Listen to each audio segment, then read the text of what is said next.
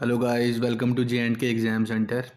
आज हम शुरू करने जा रहे हैं अपनी इन्वायरमेंट एंड इकोलॉजी की सीरीज़, जिसका आज लेक्चर 1 होगा। तो ये सीरीज़ आपके JKP SI, finance, account assistant और जितने भी जीके एसएसबी एग्ज़ाम कंडक्ट करवाता है या जेकेपीएससी एग्ज़ाम कंडक्ट करवाता है, उसमें हेल्पफुल रहेगी। तो चलिए शुरू करते हैं first lecture. Environment and ecology, lecture first. The term environment is derived from French word environner. जो environment term है ये कहाँ से derive की है? एक French term है environner, वहाँ से derive की गई है, जिसका मतलब होता है to surround, कि जो आपके आगे पीछे surrounding में जो चीज़ है। According to Environment Protection Act 1986, environment includes all the physical and biological surroundings of an organisms and their interaction. जो इन्वायरमेंट प्रोटेक्शन एक्ट है 1986 का, वो कैसे इन्वायरमेंट को डिफाइन करता है? इसके अकॉर्डिंग जितने भी फिजिकल और बायोलॉजिकल चीज़ें एक ऑर्गेनिज्म के सराउंडिंग में हैं, वो सब इन्वायरमेंट को कॉन्स्टिट्यूट करती हैं। अब ये फिजिकल चीज़ें क्या हैं और बायोलॉजिकल चीज़ें क्या हैं? फिजिकल चीज़ें आप बोल सकते हैं जैसे कि आपका सनलाइट हो गई, आपका एयर हो गया, आपका वाटर हो गया। और बायोलॉजिकल चीज़ें क्या हैं? जैसे अदर लिविंग ऑर्गेनिजम्स होंगे, जैसे प्लांट्स हो गए या एनिमल्स हो गए या फिर ह्यूमंस हो गए। तो जो भी एक ऑर्गेनिज्म है उसके सराउंडिंग में जो फिजिकल चीज़ें हैं, यानी कि जो एबायोटिक चीज़ें हैं, और बायोलॉजिकल यानी कि जो लिविंग या फिर बायोटिक चीज़ें हैं, वो सब मिलकर एक इन्वायरमेंट बनाते हैं। एंड देयर इंटरेक्शन, और उनमें जो इंटरेक्शन होती है, फॉर एग्जांपल जो एक एनिमल है वो किस पे डिपेंड करता है, किस प्लांट पे डिपेंड करता है अपने फूड के लिए, तो वो एक इंटरेक्ट कर रहा है प्लांट के साथ अपने फूड को एक्वायर करने के लिए। वैसे ही जो प्लांट है वो किससे इंटरेक्शन कर रहा है? वो इंटरेक्शन करता है सनलाइट से, कार्बन डाइऑक्साइड से, है ना। तभी वो अपना फूड खुद बना पाता है by the process of photosynthesis. तो ये सभी एक्टिविटीज़ किसके अंडर आती हैं? आपके इन्वायरमेंट के अंडर। अभी नेक्स्ट देखते हैं। अच्छा, तो ये जो एक इन्वायरमेंट प्रोटेक्शन एक्ट है, ये काफ़ी बार पूछा जाता है कि ये कब आया था। तो ये आप नोट कर लीजिए कि ये 1986 में आया था। ठीक है, चलिए। The totality of all the components like flora, fauna, micro organisms, man made structures and their bidirectional interaction constitutes environment. ये भी वही बात बोल रहा है कि इन सभी कंपोनेंट्स का एक सम टोटल, फ्लोरा हो गया आपका प्लांट्स, फौना हो गया आपका एनिमल्स, जो माइक्रो ऑर्गेनिजम्स हैं आपके, जो कि माइक्रोस्कोप से देखे जा सकते हैं, और जो मैन मेड स्ट्रक्चर्स हैं, यानी कि जो एबॉयटिक चीज़ें हैं जो लिविंग नहीं है। और इन सभी चीज़ों की जो टोटलिटी है और आपस में इनकी जो इंटरेक्शन है, वो सब मिलकर क्या बनाते हैं? एक इन्वायरमेंट बनाते हैं। अभी ecology, the term ecology was coined by Ernst Haeckel in 1869। Ecology term को कॉन्स्टिट्यूट किया था, कॉइन किया था अर्नस्ट हैकेल ने। Ecology is defined as a scientific study of relationships of living organism with each other. तो ecology से हम क्या समझते हैं कि ये एक स्टडी है। किस चीज़ की स्टडी है? रिलेशनशिप्स की स्टडी है। जो लिविंग ऑर्गेनिजम्स का आपस में रिलेशनशिप है और जो अपने इन्वायरमेंट या इकोसिस्टम के साथ उनका रिलेशनशिप है। आपस में क्या रिलेशनशिप है? जैसे एक मैंने अभी बताया, एक एनिमल किस पे डिपेंडेंट है अपने फूड के लिए? प्लांट पे। एनिमल एनर्जी के लिए किस पे डिपेंडेंट है, या लाइट के लिए किस पे डिपेंडेंट है? सन पे। वैसे ही जो एक प्लांट है वो किस पे डिपेंडेंट है? वो डिपेंडेंट है सनलाइट पे अपने फूड के लिए, कार्बन डाइऑक्साइड पे, वाटर पे। तो ये जो रिलेशनशिप्स हैं एक ऑर्गेनिज्म की दूसरे ऑर्गेनिजम्स के साथ, या फिर अपने इन्वायरमेंट के साथ, जो उसका सराउंडिंग है उसके साथ, उसकी स्टडी को क्या बोलते हैं? इकोलॉजी बोलते हैं। तो अगर दूसरे शब्दों में कहा जाए तो ecology is a study of ecosystem. जो इकोसिस्टम्स हैं उनकी स्टडी को भी हम इकोलॉजी बोल सकते हैं। अब ये इकोसिस्टम क्या है ये हम अभी आगे पढ़ेंगे। There are 3 levels of organisation in ecology. Ecology 3 level पे डिवाइड है। सबसे पहला लेवल आ जाता है द इंडिविजुअल ऑर्गेनिज्म, जो एक ऑर्गेनिज्म है। फिर उसके ऊपर का लेवल ऑफ ऑर्गेनाइजेशन आ जाता है पॉपुलेशन, एंड देन जो फर्दर लेवल होता है वो होता है कम्युनिटी। तो चलिए पहले हम पढ़ते हैं इंडिविजुअल ऑर्गेनिज्म। एक individual organism is a living being made of organs, organelles और other parts to carry out the process of life. तो जो एक इंडिविजुअल ऑर्गेनिज्म होता है वो किसका बना होता है, या तो ऑर्गन्स का बना है, या जैसे ह्यूमन बीइंग है एक, वो किसका बना, ऑर्गन्स का बना है। वैसे ही अगर आप प्लांट्स ले लो तो उनमें काफ़ी सारे सेल्स और ऑर्गेनेलीज का बना है, ठीक है। और ये सब मिलाकर एक इंडिविजुअल या ऑर्गेनिज्म बनाते हैं जो कि क्या करता है, लाइफ की अपनी प्रोसेसेस को कैरी आउट करता है। It has the ability to function independently, और इसके पास इतनी कैपेसिटी रहती है कि ये इंडिपेंडेंटली कुछ भी काम कर सकता है। फॉर एग्जाम्पल प्लांट, एनिमल या बैक्टीरिया या फंजाई आपके जो होते हैं। A group of organisms like plants और animals which are all the same and that can compatibly breed together is known as species. इन ऑर्गेनिजम्स की जो एक ग्रुपिंग होती है सेम काइंड ऑफ ऑर्गेनिजम्स की, जो आपस में क्या कर सकें, ब्रीड कर सकें, जो कंपेटिबली ब्रीड कर सकें, फॉर उनको क्या कहते हैं, स्पीशीज। फॉर एग्जांपल जैसे ह्यूमन है, वो अगर दूसरे ह्यूमन के साथ ब्रीड करे तो ही एक ह्यूमन पैदा हो सकता है। मतलब कि ह्यूमन एक ही स्पीशी है, हम जो ह्यूमन बींग्स हैं एक ही स्पीशी से बिलोंग करते हैं, इसलिए हम अगर आपस में ब्रीड करेंगे तो वो कंपैटिबल हो जाएगी। एक ह्यूमन एक एनिमल के साथ ब्रीड नहीं कर सकता, एक प्लांट के साथ ब्रीड नहीं कर सकता। वैसे ही अगर आप एनिमल्स लें तो डिफरेंट काइंड्स ऑफ एनिमल्स हैं और उनकी अलग अलग स्पीशीज़ है। फॉर एग्जांपल काऊ की अलग स्पीशीज़ है, लायन की अलग स्पीशीज़ है, ठीक है। तो ये सब स्पीशीज़ जो हैं वो आपस में इंटरब्रीडिंग नहीं कर सकती हैं, लेकिन अपने अपनी स्पीशी के अंदर वो इंटरब्रीड कर सकती हैं। लेकिन ऐसा भी आजकल करते हैं कि अगर दो अलग अलग स्पीशीज़ को ब्रीड कराया जाए तो एक हाइब्रिड उससे एक पैदा होता है और उसमें उन दोनों स्पीशीज़ के करेक्टरिस्टिक्स होते हैं। तो greater number of species indicates higher number of niche and greater stability of community. अगर स्पीशीज का नंबर ज़्यादा है तो इससे क्या पता चलता है कि नाइश का नंबर ज़्यादा है और किसी कोई भी कम्युनिटी उतनी ज़्यादा स्टेबल है। अब ये नाइश क्या होता है, नाइश अगर आप जनरल लैंग्वेज में देखें तो एक ऐसा इन्वायरमेंट होता है या एक ऐसा जोन होता है जहाँ पे एक इंसान या एक ऑर्गेनिज्म बहुत ज़्यादा कंफर्टेबल रहता है, ठीक है। वो अपने आप को, वो उस जगह में अपने आप को अच्छे से ढाल चुका होता है। इसके बारे में अब अभी आगे पढ़ेंगे। बस अभी आप इतना याद रखिए कि अगर स्पीशीज़ ज़्यादा होंगे तो नाइश ज़्यादा होंगे, और अगर नाइश ज़्यादा होंगे इससे पता चलता है कि एक कम्युनिटी बहुत ज़्यादा स्टेबल है अपने इन्वायरमेंट में जहाँ पे भी वो रह रही है। तो चलिए आगे चलते हैं, पॉपुलेशन। तो अभी हमने सबसे पहले आप देखिए पढ़ा इंडिविजुअल की जो ग्रुपिंग है उसको बोलते हैं स्पीशी, और जब बहुत सारी स्पीशीज आपस में ग्रुप होती हैं तो उसे कहते हैं population. Population is defined as the group of organisms usually of the same species, ठीक है। अगर एक स्पीशी के बहुत सारे ऑर्गेनिज्म आपस में इकट्ठा हो रहे हैं, या उनकी जो जहाँ पे ग्रुपिंग हुई है जहाँ वो रहते हैं उस उसको क्या बोलेंगे, उस एरिया को क्या बोलेंगे, एक पॉपुलेशन बोलेंगे। Population is defined as group of organisms usually of same species living and interacting with each other within a defined area during a specific period of time, ठीक है। एक पर्टिकुलर एरिया में जो स्पीशीज़ की population रहती है, particular species के organisms रहते हैं, उनको पॉपुलेशन बोलते हैं किसी पर्टिकुलर पीरियड ऑफ टाइम में। फॉर एग्जांपल अगर आप डायनासोर की एग्जांपल ले लो तो एक टाइम पे वो जुरासिक पीरियड में रहा करते थे, वो सेम स्पीशी के ऑर्गेनिजम्स थे और वो पीरियड था जुरासिक पीरियड। तो वो जो उनकी ग्रुपिंग थी ऑर्गेनिजम्स की सेम स्पीशीज, उसको क्या बोला जाएगा, उनकी पॉपुलेशन, ठीक है। तो नेक्स्ट है कम्युनिटी।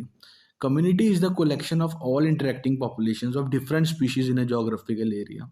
अब इसमें क्या आ गया कि सभी पॉपुलेशंस की कलेक्शन को हम क्या बोलते हैं, कम्युनिटी। लेकिन ये क्या होगी, इसमें एक ही स्पीशी नहीं होगी, इसमें अलग अलग स्पीशीज होगी, और एक जोग्राफिकल एरिया के अंदर जो अलग अलग स्पीशीज़ है उसकी जो असेंबली है या कलेक्शन है उसको क्या बोलते हैं, उसको बोलते हैं हम कम्युनिटी। ये किसकी बनी होती है, it consist of population of plants, plant की स्पीशीज़ भी हो सकती हैं उसमें, एनिमल की स्पीशीज़ भी हो सकती हैं, माइक्रो ऑर्गेनिजम्स भी हो सकते हैं, and other species as individual of one species depend upon other in order to survive. क्योंकि हर एक स्पीशी को दूसरी स्पीशी की ज़रूरत पड़ती है सर्वाइवल के लिए, जैसे एनिमल को प्लांट की, प्लांट को माइक्रो ऑर्गेनिजम्स की फॉर फिक्सेशन ऑफ नाइट्रोजन, है ना, इस तरह से। और सभी स्पीशीज एक दूसरे पे डिपेंड करते हैं। तो नेक्स्ट हमारा आ जाता है communities are mostly named after the dominant species. जो जनरली कम्युनिटी के नाम होते हैं वो डोमिनेंट स्पीशीज के नाम पर ही दिए जाते हैं। डोमिनेंट स्पीशीज का मतलब है कि जिस स्पीशी की पॉपुलेशन वहाँ पे सबसे ज़्यादा है, जो बड़े अच्छे से वहाँ पे अडेप्ट हो चुकी है। किस स्पीशी की पॉपुलेशन सबसे ज़्यादा होगी? जिसको सभी फैक्टर्स क्या मिलेंगे, बिल्कुल अपने जिसकी उसकी रिक्वायरमेंट है, जिस चीज़ की उसको रिक्वायरमेंट है। फॉर एग्जांपल अगर उसको गर्मी पसंद है तो वहाँ पे उस इन्वायरमेंट में गर्मी का फैक्टर ज़्यादा होगा, टेम्परेचर ज़्यादा होगा। अगर उसे वेट लैंड पसंद है तो वहाँ पे पानी ज़्यादा होगा, है ना। तो इस हिसाब से for example forest community includes the plant community. जैसे अगर आप एक फॉरेस्ट कम्युनिटी की बात कर लें, कम्युनिटी में मैंने बताया कि अलग अलग पॉपुलेशन होती है, तो वहाँ पे ट्रीज भी होंगे, बर्ड्स भी होंगे, स्क्विरल्स भी होंगे, डियर भी होगी, फंजाई भी होगी, ठीक है। सभी स्पीशीज़ की पॉपुलेशन वहाँ पे होगी। और कम्युनिटी दो टाइप्स की होती हैं, एक होगी आपकी मेजर कम्युनिटी और एक होगी आपकी माइनर कम्युनिटी। मेजर कम्युनिटी होगी कि एक बड़ी कम्युनिटी जिसको किसी और चीज़, बाहर की कम्युनिटी की ज़रूरत नहीं है, या बाहर की किसी स्पीशी की ज़रूरत नहीं है सरवाइव करने के लिए। बस इसको एक सनलाइट मिल जाए बस, और इसे कुछ नहीं चाहिए। फॉर एग्जांपल अगर हम फॉरेस्ट लें, तो फॉरेस्ट एक मेजर कम्युनिटी है, और इसको बाहर सिर्फ सनलाइट आती रहे, ये पूरा फॉरेस्ट सरवाइव करेगा। लेकिन अगर हम माइनर कम्युनिटीज़ की बात करें तो इसके अंदर जैसे प्लांट कम्युनिटी है, इसके अंदर जैसे एनिमल कम्युनिटी है, बर्ड्स हैं, सब हैं, मगर ये आपस में इंटरडिपेंडेंट है, ये जो माइनर कम्युनिटीज़ हैं। तो ये माइनर कम्युनिटीज़ मिलकर क्या बनाती हैं? एक मेजर कम्युनिटीज़ बनाती हैं, लेकिन इनको आपस में एक दूसरे की ज़रूरत रहती है। बट जो मेजर कम्युनिटी है उसको एक दूसरे की ज़रूरत नहीं रहती। अभी ecosystem, the term ecosystem was coined bye Arthur Tansley in 1935। Ecosystem को कॉइन किया था आर्थर टांसले ने 1935 में। Ecosystem is defined as structural and functional unit of biosphere consisting of community of living beings and physical environment both interacting and exchanging material between them. Ecosystem एक सबसे छोटा unit है biosphere का। मतलब कि अगर हम बायोस्फेयर को डिवाइड कर दें छोटे से छोटे यूनिट में, तो सबसे छोटा यूनिट उसका क्या बनेगा? इकोसिस्टम बनेगा। जैसे एटम को बोला जाता है कि एक जो एक कोई भी चीज़ है उसका स्मॉलेस्ट यूनिट एटम बोला जाता है, वैसे बायोस्फेयर का जो स्मॉलेस्ट यूनिट है वो क्या है? आपका इकोसिस्टम, ठीक है। और ये किसका बना है? बोथ लिविंग बींग्स और non living beings, that is physical environment, जो क्या करते हैं? आपस में इंटरेक्ट करते हैं और एनर्जी और मटेरियल एक्सचेंज करते हैं। It includes plants, trees, animal, birds, micro organism, water, soil. For example forest ecosystem, ocean ecosystem, अलग अलग टाइप के इकोसिस्टम रहते हैं। जैसे एक फॉरेस्ट इकोसिस्टम है, आपका ओशन इकोसिस्टम है, आपका डेजर्ट इकोसिस्टम है।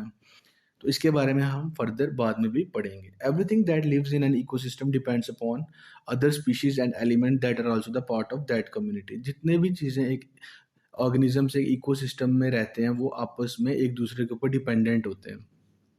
Ecosystem can be small as a single tree, clump of bushes और एन इंटायर फॉरेस्ट। इकोसिस्टम इतना छोटा भी हो सकता है कि वो एक सिंगल ट्री ही हो, क्योंकि एक ट्री जो है वो भी क्या करेगा? वो जो एक ट्री है या जो क्लम्प ऑफ बुशेस है वो भी इंटरेक्ट करेंगे अपने इन्वायरमेंट से, लिविंग थिंग से भी और नॉन लिविंग थिंग से भी।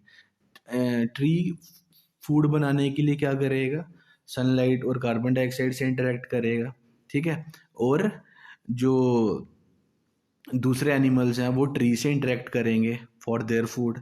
वैसे ही ये इतना बड़ा भी हो सकता है कि एक इंटायर फॉरेस्ट को भी हम एक इकोसिस्टम बोल सकते हैं, ठीक है।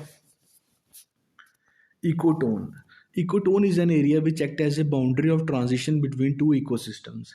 इकोटोन एक ऐसा एरिया होता है जो कि दो इको सिस्टम्स को अलग करता है, या आप बोल सकते हो कि ये एक दो इकोसिस्टम के बीच का एरिया होता है, ट्रांजिशन एरिया, जहाँ पे उन दोनों के मिक्स करेक्टर्स होते हैं। For example marshland between dry and wet ecosystem. जो आप ले लो एक ड्राई इकोसिस्टम है आपका, एक ऐसा एरिया जो बिल्कुल ड्राई है और एक ऐसा एरिया जो बिल्कुल वेट है, उन दोनों के बीच का जो एरिया होता है उसको मार्शलैंड बोलते हैं, जैसे दलदली टाइप एरिया, ठीक है, जहाँ पे दलदल हो। तो ये एक इकोटोन की एग्जांपल है। Marshland is an example of ecotone. वैसे ही मैनग्रोव फॉरेस्ट जो रहते हैं आपके टेरिस्ट्रियल और मैरीन इकोसिस्टम के बीच में, टेरिस्ट्रियल हो गया लैंड और मैरीन हो गया आपका समुद्री या फिर ओशनिक। और वैसे ही एस्चुरीज एक ऐसा इकोटोन है जो कि सॉल्ट वाटर और फ्रेश वाटर के बीच में है, क्योंकि फ्रेश वाटर जो रिवर्स रहती हैं वो कहाँ पे जाके मिलती हैं, सॉल्ट वाटर ओशंस में, ठीक है। और इकोटोन को हम ये भी कह सकते हैं कि दो प्लांट कम्युनिटीज के बीच का एरिया भी है, जैसे फॉरेस्ट और ग्रासलैंड के बीच का एरिया भी इकोटोन कहलाएगा। अब कंपोनेंट्स ऑफ इकोसिस्टम, इकोसिस्टम के दो कंपोनेंट्स रहते हैं, एक अबायोटिक कंपोनेंट्स, एक biotic components. Abiotic components are the inorganic and non-living parts of the environment. ये environment के inorganic और non-living parts हैं, मतलब कि जो जिनमें जान नहीं है। Abiotic parts consist of soil, water, air, energy, rainfall, temperature, substratum, altitude, latitude। तो ये इन सब चीज़ों का बना है। और abiotic components ही डिफाइन करते हैं कि कोई ऑर्गेनिज्म किसी इन्वायरमेंट में कितने हद तक या किस लेवल पे सरवाइव कर सकता है। क्योंकि देखिए, जैसे अगर आप टेम्परेचर की बात ले लें, तो जो एक ऑर्गेनिज्म है वो एक सर्टेन रेंज ऑफ टेम्परेचर को ही सर्वाइव कर सकता है। कि टेम्परेचर उससे ज़्यादा हो जाए या कम हो जाए तो उसका सर्वाइवल बहुत मुश्किल है। अब अगर ऑल्टीट्यूड की बात ले लें, जैसे जैसे हम अगर हाइट पे चढ़ते हैं या जैसे जैसे हम किसी माउंटेन पे चढ़ते हैं, वैसे वैसे क्लाइमेट ठंडा होता जाता है, वैसे वैसे वेजिटेशन बदलती जाती है, वैसे वैसे वहाँ की एनिमल लाइफ बदलती जाती है। तो वाटर की बात ले ले, कुछ स्पीशीज़ को अब ज़्यादा क्वांटिटी में वाटर चाहिए होता है फॉर देयर सर्वाइवल। कुछ को जैसे डेजर्ट स्पीशीज़ होगी, उनको वाटर की इतनी ज़रूरत नहीं रहती। तो ये सब फैक्टर्स बहुत अफेक्ट करते हैं किसी भी स्पीशी के या ऑर्गेनिज्म के सर्वाइवल के लिए। सेकंड आ गया आपके biotic components. Biotic components are living parts of ecosystem that comprises of plants, animals, microbes. ये किसी भी इकोसिस्टम का लिविंग पार्ट रहता है, जो किसके बने होते हैं, प्लांट्स के, एनिमल्स के और माइक्रो ऑर्गेनिजम्स के। According to their characteristics these are divided into producers and consumers. इनके एट्रीब्यूट्स के हिसाब से इनको प्रोड्यूसर और कंज्यूमर्स में डिवाइड किया गया है। सबसे पहले हमारे आ जाते हैं प्राइमरी प्रोड्यूसर्स या ऑटोट्रॉफ्स। ऑटोट्रॉफ्स मतलब ऑटो मतलब खुद और ट्रॉफ मतलब न्यूट्रिशन या नॉरिशमेंट, खुद जो अपना न्यूट्रिशन कर लें उनको बोलते हैं ऑटोट्रॉफ्स। तो primary producers are basically green plants and certain bacterias and algae. जो प्राइमरी प्रोड्यूसर्स रहते हैं हमारे, ये ग्रीन प्लांट्स रहते हैं जो कि अपना खाना खुद बनाते हैं by the process of photosynthesis, और कुछ बैक्टीरियाज जैसे कि साइनो बैक्टीरिया और एल्गी जैसे कि ग्रीन एल्गी, ये भी अपना खाना खुद बनाते हैं। ठीक है, ये वही आ गया, the synthesis their on food in the process in the form of carbohydrates. Carbohydrate की फॉर्म में ये अपना खाना बनाते हैं, किसकी मदद से, इनऑर्गेनिक रॉ मटेरियल्स जैसे कार्बन डाइऑक्साइड और वाटर की मदद से, और सनलाइट की प्रेजेंस में। और इस प्रोसेस को क्या बोलते हैं, फोटोसिंथेसिस। अब आ जाएंगे हम कंज्यूमर्स पे, जिनको हम क्या बोलते हैं, हिटेरोट्रॉप्स भी बोलते हैं और फैगोट्रॉप्स भी बोलते हैं। हिटेरो मतलब दूसरे, और ट्रॉप्स मतलब न्यूट्रिशन, जो दूसरों पे डिपेंडेंट है अपने न्यूट्रिशन के लिए। They are incapable of producing their own food. वो अपना खाना खुद नहीं बना सकते और प्लांट्स पे या दूसरे एनिमल्स पे या दोनों पे डिपेंडेंट है अपना खाना बनाने के लिए, खाना ऑब्टेन करने के लिए। तो ये फर्दर डिवाइडेड है मैक्रो और माइक्रो कंज्यूमर्स में। पहले हम पढ़ लेते हैं macro consumers. The feed on plants और एनिमल्स और बोथ फॉर देयर फूड। अब इनके फर्दर टाइप है primary consumers. Herbivores are primary consumers. Herbivores जो रहते हैं हमारे, वो प्राइमरी कंज्यूमर्स रहते हैं और वो प्लांट्स पे डिपेंडेंट रहते हैं अपने फूड के लिए, जैसे कि गौ, रैबिट, हॉर्स। और सेकेंडरी कंज्यूमर्स हमारे रहते हैं carnivores which feeds on primary consumer. जो किस पे फीड करते हैं, प्राइमरी कंज्यूमर पे फीड करते हैं, जैसे कि wolves, dogs, crows. Tertiary consumers वो कार्निवोर्स होते हैं जो कि सेकेंडरी कंज्यूमर्स पे फीड करते हैं, जैसे आपके लायंस, टाइगर्स, स्कैवेंजर्स। और ओमनीवोर्स वो होते हैं जो कि बोथ प्रोड्यूसर्स और कंज्यूमर्स पे डिपेंडेंट रहते हैं अपने फूड के लिए। अब स्कैवेंजर्स क्या होते हैं, ये ऐसे हमारे ऑर्गेनिजम्स होते हैं जो डेड ऑर्गेनिक मैटर पे सरवाइव करते हैं, जो मर गए रहते हैं हमारे प्लांट्स या एनिमल्स, उन पे ये सरवाइव करते हैं। बट ये और उनका जो डेड ऑर्गेनिक मैटर होता है उनको वापस ब्रेक डाउन नहीं करते हैं इनऑर्गेनिक मैटर में, जैसे कि इनऑर्गेनिक मैटर हो गया जैसे कार्बन डाइऑक्साइड होगी आपकी, ठीक है, या आपका